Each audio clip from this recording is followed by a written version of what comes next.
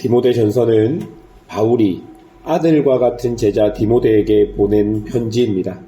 현재 디모데는 에베소에서 목회를 하고 있었습니다. 젊은 디모데가 에베소에서 목회를 하면서 이런저런 고민과 걱정들이 있었을 것이고, 바울은 이런 상황을 누구보다 잘 알고 있었을 것입니다. 바울은 누구보다 디모데를 잘 알고 있었고, 또한 누구보다 에베소라는 지역도 잘 알고 있었기에 이 편지를 통해 에베소에서 목회하는 여러 상황에 노출되어 있는 디모데를 권면하고자 이 디모데의 전서가 기록된 것입니다. 오늘 본문에서 바울이 말하고 있는 상황은 에베소의 여러 다른 교훈들에 빠져서 교회에서 각자의 역할을 감당하지 못하고, 또한 세상 속에서 그리스도인으로 그 역할을 감당하지 못하고 있는 사람들을 어떻게 해야 할지에 대해서 바울이 디모데에게 말해주고 있는 것이죠. 8절을 보십시오. 남자들을 향해서는 분노와 다툼이 없이 거룩한 손을 들어 기도하라 라고 권면합니다. 에베소 교회 남자들은 거짓 교사들의 영향을 받아서 여러 변론에 빠져 분을 내고 다투고 있었습니다. 내 말이 맞다, 당신 말이 틀렸다 하며 서로의 옳고 그름을 따졌고, 혼자의 말이 힘이 없으면 세력을 만들어 자신의 말이 힘이 얻도록 만들어 나갔던 것이죠. 바로 이런 것을 분노와 다툼이라는 단어로 표현하고 있었던 것입니다. 어쩌면 이것은 교회 내 주도권 싸움이라고 보여줄 수 있습니다. 왜냐하면 8절에 거룩한 손이라는 이 단어는 청결한 마음과 진실한 삶을 의미하고 있기 때문입니다. 다시 말해서 그들이 분을 내고 다툼을 일삼는 이유는 거룩한 손, 즉 청결한 마음이 아닌 욕망적인 마음을 가지고 있었고, 그 욕망은 자기 중심성의 광하로 나타나 모든 일에서 자기가 원하는 대로 되지 않으면 다툼을 만들어 내고 있었기 때문이죠. 지금 바울이 볼 때 이 남자들의 문제는 자기가 원하는 대로 교회에서 이루어지기를 원했던 것입니다. 청결한 마음으로 거룩한 손을 들고 교회에서 하나됨을 추구하는 것이 아니라 자기가 주도권을 가지고 교회의 모든 것들을 좌지우지하기를 원했고, 만약 그것이 되지 않으면 세력을 만들어서 내 말에 더 힘을 실어서 그것들을 하기를 원했던 것이죠. 그래서 거룩한 손을 들고 기도하기보다는 분노와 다툼을 조장하고, 그것이 교회 안의 문제가 되었던 것입니다. 이런 남자들의 모습에서는 진실한 삶이 없었습니다.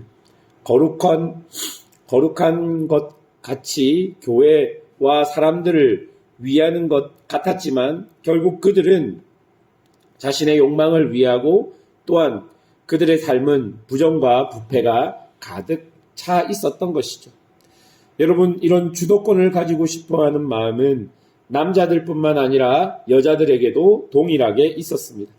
왜 9절과 10절에서 여자들을 향해서 단정하게 옷을 입고 소박하게 값진 옷을 하지 말고 선행을 행하라고 여자들에게 권면할까요? 그 시대의 여자들이 자신을 드러내기 가장 좋은 방법은 화려한 옷을 입는 것과 몸에 금장식 등을 하는 것이었기 때문입니다. 이런 여성들은 자신들이 돈이 많은 것을 자랑하고 싶었고, 자신들의 남편이 유력한 사람인 것을 드러내고 싶었던 것입니다. 즉, 다른 사람들보다 눈에 띄어서 자신의 우월함을 드러내고 싶었던 것이죠. 여러분, 그 시대의 여자들의 옷은 즉 신분을 나타내는 것입니다. 여자들의 장신구는 신분을 나타내는 것입니다.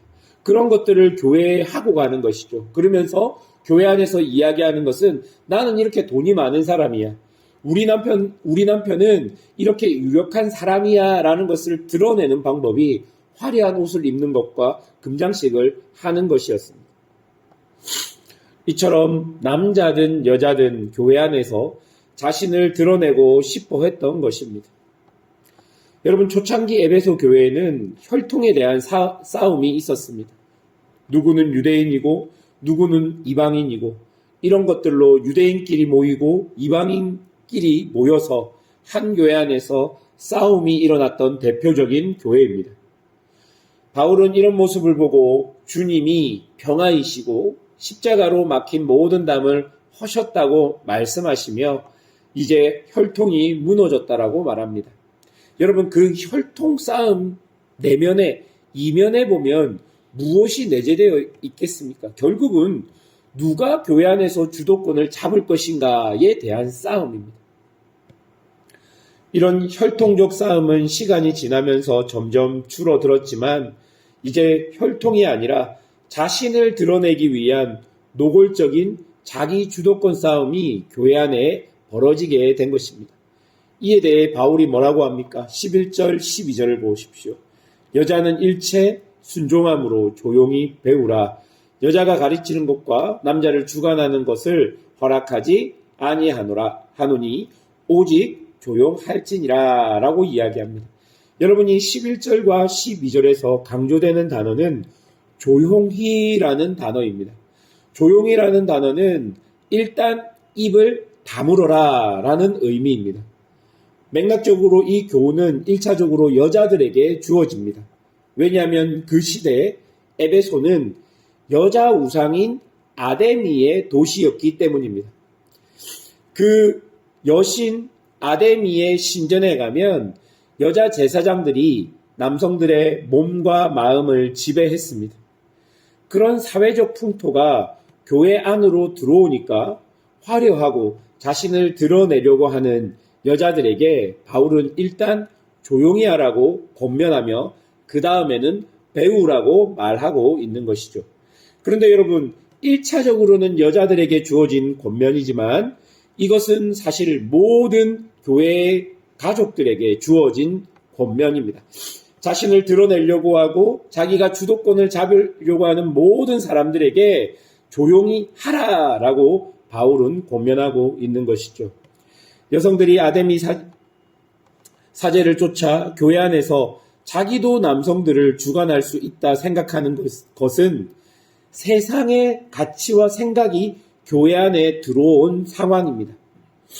즉, 요즘 말로 이 부분을 해석하면 자신이 교회나 공동체의 주도권을 잡기 위해 자기가 가지고 있는 세상의 직업이나 재력 등을 교회 안으로 들고 들어오는 사람일 수 있다는 것입니다. 바울은 그런 사람들을 향해 일단 입을 좀 다물고 좀 하나님의 말씀을 배우라고 말하는 것입니다. 사랑하는 여러분, 하나님은 교회 안에서 어떤 모습을 원하실까요? 하나님은 교회 안에서 각자가 각자의 역할을 감당하며 서로가 함께 세워가는 것을 원하십니다. 아무도 서로를 주장하지 않고 주장이 아닌 협력하기를 원하는 것이죠. 사실 이 부분은 굉장히 디테일한 부분입니다. 서로의 관계 안에서 다르게 적용될 수도 있는 부분입니다. 이렇게 서로 주관하지 않고 협력하기 위해서는 서로가 서로를 잘 알아야 하고 서로가 서로를 지그시 그리고 오랫동안 지켜보아야 한다는 것입니다. 물론 이런 모습이 교회 안에서 나타나기 위해서는 서로가 서로를 인정해 주어야 할 것입니다. 분노와 다툼이 없어지려면 인정이 필요할 것이고 또한 다른 교훈이 아닌 하나님의 말씀 안에서 함께 같이 배워가야 하는 것이죠. 하나님은 당신의 교회가 이렇게 함께 살아가기를 원하시는 것입니다. 오늘도 우리에게 주신 교회, 이 교회 안에서 서로가 서로를 축복하며 바라보며 인정하며 알아가는 그런 은혜가 있기를 주님의 이름으로 축원합니다. 함께 기도하겠습니다.